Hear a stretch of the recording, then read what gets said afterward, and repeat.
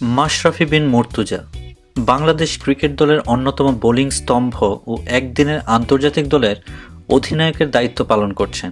তার ডাকনাম কৌশিক। তিনি একজন ডানহাতি ব্যাটসম্যান। তার বোলিংয়ের ধরন ডানহাতি মিডিয়াম পেস বোলার। বাংলাদেশ জাতীয় দল ছাড়াও তিনি এশিয়ান একাদশের একদিনের আন্তর্জাতিক দলে খেলেছেন। বাংলাদেশের দক্ষিণ পশ্চিমের জেলা নড়াইলে মাশরাফির জন্ম 1983 সালের 5ই অক্টোবর। তার উচ্চতা 6 ফুট। ছোটবেলা থেকেই তিনি বাধা ধরা পড়াশোনার পরিবর্তে ফুটবল আর ব্যাডমিন্টন খেলতেই বেশি পছন্দ করতেন, আর মাঝে মধ্যে চিত্রা নদীতে সাঁতার কাটা। তারুণ্যের শুরুতে ক্রিকেটের প্রতি তার আগ্রহ জন্মে, বিশেষত ব্যাটিংয়ে, যদিও এখন বোলার হিসেবে তিনি বেশি খ্যাতি লাভ করেছেন, যে জন্য তাকে নড়াইল এক্সপ্রেস নামেও অভিহিত করা হয়। বাইক প্রিয় মুর্তজাকে সবাই খুব হাসি খুশি আর উদারচেতা মানুষ হিসেবে জানে। প্রায়শই তিনি বাইক নিয়ে স্থানীয় ব্রিজের এপার ওপার চক্কর মেরে আসেন। নিজের শহরে তিনি প্রচণ্ড রকমের জনপ্রিয়। সেখানে তাকে প্রিন্স অফ হার্টস বলা হয়। এ শহরেই সরকারি ভিক্টোরিয়া কলেজে পড়ার সময় সুমনা হক সুমির সাথে তার পরিচয় হয়।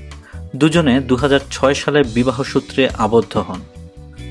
মাশরাফি বাংলাদেশের সফলতম পেস বোলারদের একজন। আক্রমণাত্মক গতিময় বোলিং দিয়ে অনূর্ধ্ব 19 দলে থাকতেই তিনি ওয়েস্ট ইন্ডিজের সাবেক ফাস্ট বোলার অ্যান্ডি রবার্টসের নজর কেড়েছিলেন, যিনি কিনা তখন দলটির অস্থায়ী বোলিং কোচের দায়িত্বে ছিলেন। রবার্টসের পরামর্শে মাশরাফিকে বাংলাদেশ এ দলে নেওয়া হয়।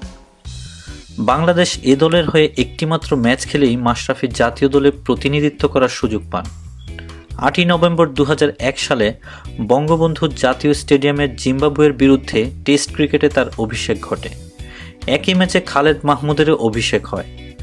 বৃষ্টির বাগড়ায় ম্যাচটি অমীমাংসিত থেকে যায়। মাশরাফি অবশ্য অভিষেকেই তার জাত চিনিয়ে দেন 106 রানে 4টি উইকেট নিয়ে। গ্র্যান্ড ফ্লাওয়ার ছিলেন তার প্রথম শিকার।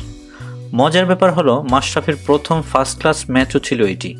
তিনি এই বিরল কৃতিত্বের অধিকারী 31তম খেলোয়াড় এবং 1999 সালের পর তৃতীয়। একই বছর 23 নভেম্বর ওয়ানডে ক্রিকেটে মাশরাফির অভিষেক হয় ফাহিম মুনতাসির ও তুষার ইমরানের সাথে। অভিষেক ম্যাচে মোহাম্মদ শরীফের সাথে বোলিংয়ে ওপেন করে তিনি 8 ওভার 2 বলে 26 রান দিয়ে বাগিয়ে নেন 2টি উইকেট। ব্যক্তিগত তৃতীয় টেস্ট খেলার সময় তিনি হাঁটুতে আঘাত পান। এর ফলে তিনি প্রায় 2 বছর ক্রিকেটের বাইরে থাকতে বাধ্য হন। ইংল্যান্ডের বিপক্ষে দ্বিতীয় টেস্ট খেলায় তিনি সফলতা পান। 60 রানে 4 উইকেট নেয়ার পর আবার তিনি হাঁটুতে আঘাত পান। এই যাত্রায় তিনি প্রায় বছরখানেক মাঠের বাইরে থাকতে বাধ্য হন। 2004 সালে ভারতের বিরুদ্ধে খেলার সময় রাহুল দ্রাবিড়কে অফ স্ট্যাম্পের বাইরের একটি বলে আউট করে তিনি স্বরূপে ফেরার ঘোষণা দেন। সেই সিরিজে তিনি ধারাবাহিকভাবে বোলিং করেন এবং টেন্ডুলকার ও গাঙ্গুলিকে আউট করার সুযোগ তৈরি করেন। তবে ফিল্ডারদের ব্যর্থতায় তিনি উইকেট পাননি। এই সিরিজের একটি একদিনের আন্তর্জাতিক ম্যাচে ভারতের বিরুদ্ধে অবিস্মরণীয় জয়ের নায়ক ছিলেন তিনি। 2006 সালে ইংল্যান্ডের বিপক্ষে টেস্ট সিরিজে তিনি ভালো বল করেন। বাংলাদেশি বোলারদের মধ্যে তার গড় ছিল সবচেয়ে ভালো। কার্ডিফে অস্ট্রেলিয়ার বিরুদ্ধে নাটকীয় জয়ে তিনি অবদান রাখেন। তিনি মারকুটে ব্যাটসম্যান অ্যাডাম গিলক্রিস্টকে 0 রানে আউট করেন এবং 10 ওভারে মাত্র 33 রান দেন। ঐতিহাসিকভাবে বাংলাদেশে ভালো পেস বোলারের ঘাটতি ছিল। বাংলাদেশে মোহাম্মদ রফিকের মতো আন্তর্জাতিক মানের স্পিনার থাকলেও উল্লেখযোগ্য কোনো পেস বোলার ছিল না। মাশরাফি বাংলাদেশের সেই শূন্যস্থান পূরণ করেন।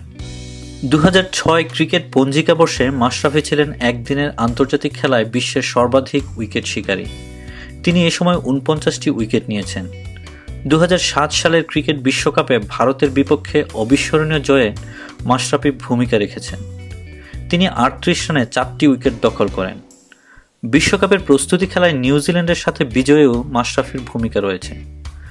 মাশরাফি বাংলাদেশের সর্বোচ্চ গতির বোলার এবং সমর্থকদের কাছে নড়াইল এক্সপ্রেস নামে পরিচিত।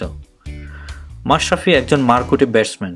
ভারতের বিপক্ষে ঢাকায় অনুষ্ঠিত দ্বিতীয় একদিনের আন্তর্জাতিক খেলায় তিনি পরপর 4 বলে ছক্কা পেটান।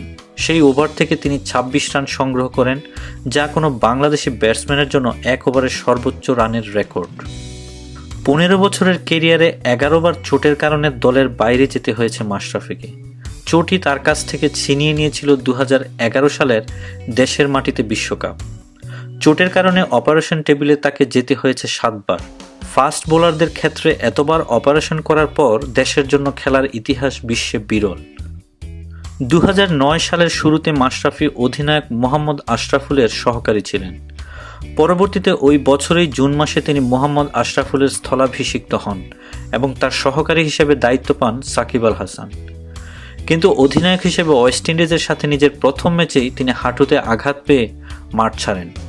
ওই খেলায় বাংলাদেশ জয়লাভ করে, কিন্তু মাশরাফি এই চোটের কারণে 2010 সালের ফেব্রুয়ারি পর্যন্ত মাঠের বাইরে ছিলেন। উক্ত ম্যাচ সহ পরবর্তীকালে বাংলাদেশের অধিনায়কত্ব করেন সাকিব আল হাসান। পরবর্তীতে 2014 সালের নভেম্বরে জিম্বাবুয়ের সাথে হোম সিরিজে তিনি পুনরায় অধিনায়কত্ব পান।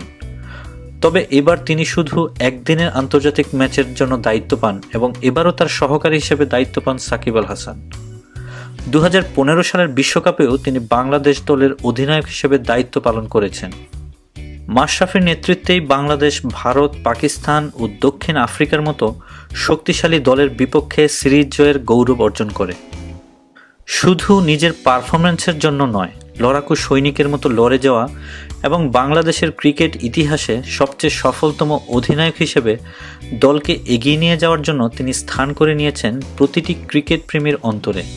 জীবন বাজি রেখে এরপরও দেশকে ভালোবেসে খেলে যাচ্ছেন ক্রিকেট ইতিহাসের অন্যতম নির্ভীক এই ক্রিকেটার।